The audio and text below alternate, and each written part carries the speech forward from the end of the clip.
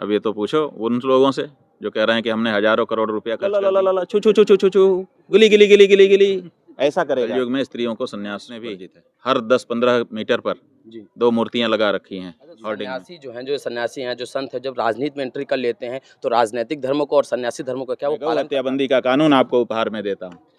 प्यारे दोस्तों नमस्कार, मैं रिपोर्टर राहुल आंधी आपके साथ अभी हम मौजूद हैं प्रयागराज महाकुंभ 2025 पर।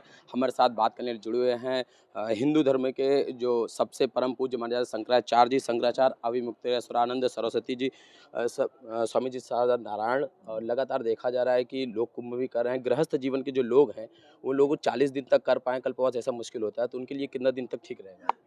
देखिए, अगर पूरा कर सकें सबसे अच्छा। जी अगर 100 अंक का प्रश्न पत्र है जी और परीक्षार्थी 100 अंक का कर लेता है सबसे अच्छा।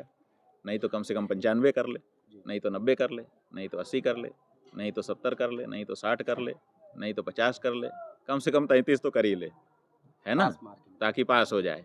तो उसी तरह से ये जो यहाँ पर कल्पवास हो रहा है, इसमें अगर आप पूरे दिन आप नहीं कर सकते हैं तो 1 सप्ताह कर लीजिए, 1 सप्ताह नहीं तो 1 दिन नियम से रह जाइए, फल मिलेगा। स्वामी जी देखा जाता है कलयुग में जो स्त्रियों का संन्यास है वो क्या शास्त्र सम्मत है?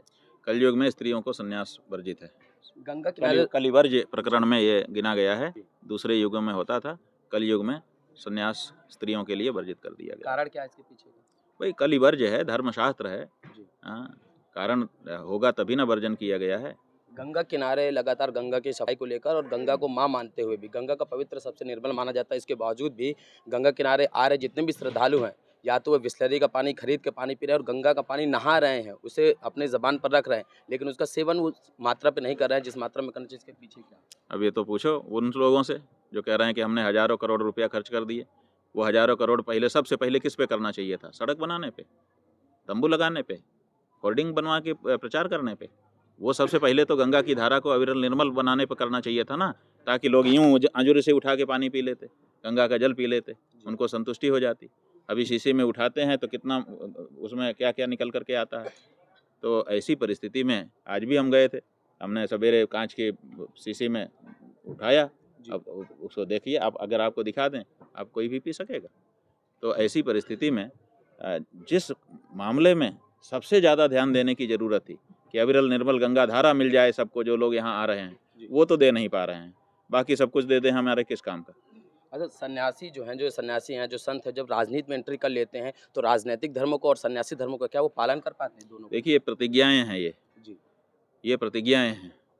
तो एक प्रतिज्ञा अगर पहले ली गई है जी और बाद में दूसरी प्रतिज्ञा की जाती है और वो प्रतिज्ञा इस प्रतिज्ञा के विरुद्ध होती है, तो पहली प्रतिज्ञा अपने आप खंडित हो जाती है। तो हम जब संन्यास लेते हैं तो धर्म के लिए संकल्पित हो जाते हैं, माने हमने शपथ ले लिया कि पूरा जीवन धर्ममय रहेगा हमारा। अब उसके बाद हम धर्मनिरपेक्षता की शपथ ले लें तो धर्म की शपथ रहेगी, चली गई। एक शपथ जो है वो दूसरी शपथ की समर्थक हो तब तो 2 शपथ एक साथ हो सकती है, लेकिन 2 विरोधी शपथ एक साथ नहीं रह सकती। अगर आपने एक शपथ ले ली और उसके विरुद्ध दूसरी शपथ ली तो पहली शपथ अपने आप चली जाएगी। तो धर्म की शपथ और धर्मनिरपेक्षता की शपथ दोनों एक साथ नहीं चल सकते हैं।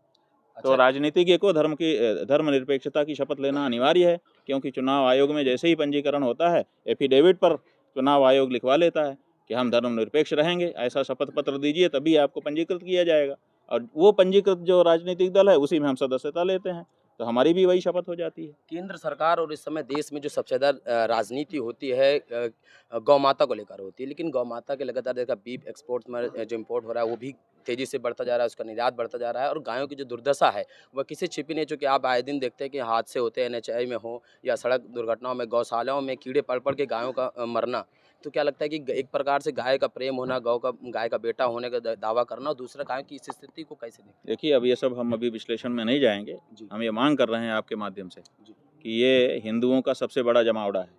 40 करोड़ आपके शब्दों में हिंदू यहाँ पर इकट्ठा हो रहे हैं। जी आप जब बहुत बड़ी घोषणा करनी होती है तो बहुत बड़ी भीड़ जुटा करके उसमें घोषणा करते हो। जी आप बताओ कि कोई राजनीतिक दल नहीं है, नरेंद्र मोदी भी नहीं है, जो 40 करोड़ लोगों को इकट्ठा करके भाषण दे सकें, भाइयों बहनों कह सकें। जी वो मौका यही है। तो ये सबसे बड़ा मौका है। इसी मौके पे आइए और आप कुंभ में घोषणा करिए कि हे हिंदुओं, बहुत बड़ी संख्या में आप यहाँ पर इकट्ठा हुए हो, मैं क्या आपको उपहार में दूँ? मैं गौ हत्या बंदी का कानून आपको उपहार में देता हूँ, दे दीजिए। ये कह दें, हम सब बहुत प्रसन्न हो जाएंगे, हमारा को मनाना सफल हो जाएगा और इनको वोट देना सफल हो जाएगा। अच्छा स्वामी जी, एक चीज़ और है कि जहाँ पर सबसे ज़्यादा चर्चा में बना हुआ है, वो बना हुआ है श्रद्धेय मुलायम सिंह यादव जी की मूर्ति। एक सेवा स्मृति सेवा संस्थान लगाया गया है और मुलायम सिंह की मूर्ति को लगाने के बाद यहाँ पूरा हंगामा है। एक तरह से बयानबाजी आती है कि उनको हटाइए, मूर्ति चाहिए। तमाम ही चीज़ों को आप कैसे देख रहे हैं? बात यह है कि जो जिसका भक्त होता है उसकी मूर्ति लेके आता है, जी, वो उसकी अपनी व्यक्तिगत निष्ठा का प्रश्न है। यहाँ पर जो प्रशासन है उसने भी हर 10-15 मीटर पर जी, 2 मूर्तियाँ लगा रखी हैं होर्डिंग में। जी। उसके बारे में तो कोई चर्चा नहीं कर रहा है। वो क्यों हैं? वो भी तो राजनीति वाले लोग हैं, तो उनकी हो सकती है, इनकी नहीं हो सकती। और मुलायम सिंह की मूर्ति अगर नहीं हो सकती, तो मुलायम सिंह का दोष क्या है? आप कहते हैं कि दोष ये है कि उसने कार सेवकों पे गोली चलाई। जी। तो गोली चलाई तो उसको आपने भारत रत्न क्यों दिया? गोली चलाने के बाद उसको दोषी क्यों नहीं माना? उस समय भारत का जो सबसे बड़ा सम्मान है वो क्यों दे दिया? और दूसरे, उस गोली चलाने के आदेश को जिसने इम्प्लीमेंटेशन किया, जिसने उसको क्रियान्वित किया, उस अफ़सर को आपने राम जन्मभूमि में निर्माण समिति का अध्यक्ष क्यों बनाया? वो वहाँ बैठ कर के क्या कर रहा है? इसका जवाब दे दीजिए। आप इतना किसी से मत चिढ़िए। ये कोई अगर कोई भक्त है लेके आ गया, उसको क्यों ज़्यादा बढ़ाते? और सबसे बड़ी बात ये है कि आप उसको तूल दे करके एक मूर्ति को लाखों में बदल रहे हो। वो अखबारों में छप रही है, वो टेलीविज़न में दिखाई जा रही है, अब उसकी लाखों प्रतियाँ बन गई, आपने बना दी। अगर उसकी चर्चा न करते तो एक आदमी लाया था, 2-4 10 देखते, खत्म हो जाती बात। तो आप तो खुद उसका प्रचार कर रहे हो, ये क्यों कर रहे हो भाई, हम पूछ रहे हैं। मतलब आपको राजनीति करना है। लगातार देखा जा रहा है कि इस समय सबसे ज़्यादा जो केंद्र में है, या तो फिर वो संगम त्रिवेणी तट है और दूसरी तरफ से फिर वो मूर्ति ही बची है। देखो, इसमें जादूगरी है। जादूगरी क्या होती है बंधु, जानते हो? नहीं। ला ला ला ला ला ला, छू छू छू छू छू छू, गिली गिली गिली गिली गिली, ऐसा करेगा तो जितने दर्शक बैठे हैं सब इस हाथ की ओर देखने लगेंगे जो ऐसे हिल रहा है, जी। और इधर वो अपना इस हाथ से काम कर लेगा, और फिर बाद में यूं करेगा तो देखेंगे यहाँ दूसरी चीज है। अरे, तो ऐसे ही यहाँ पर जो पत्रकार आप लोग आए हो, आप लोगों का जो कैमरा है ना बड़ा सशक्त है, ये गलतियां ना पकड़ ले, इसलिए कोई ना कोई शोशेबाजी करते रहो ताकि ये 45 दिन का जो समय है बीत जाए और कोई गलती ना पकड़ पाए। तो आप लोग इसी में लगे हो कि इनकी मूर्ति उनकी मूर्ति, और वहाँ जो गलतियाँ हैं सब छिप जा रही हैं। तो ये बड़ी शोशेबाजी है, बहुत बड़ी जादूगरी है, और उसके फेर में सब लोग आ गए हो, आप लोग भी आ गए हो, ऐसा हम समझ रहे हैं। बहुत बहुत धन्यवाद सर। नारायण। अरे भैया, हमारे तो लड़के गए थे नहाने, प्रणाम करके आ गए, और वीडियो बना के जो लाए सब काला काला और सफ़ेद सफ़ेद फैन ऊपर बह रहा है और नीचे जो है वो गंदगी बह रही है। हाँ, अब बताइए। हाँ।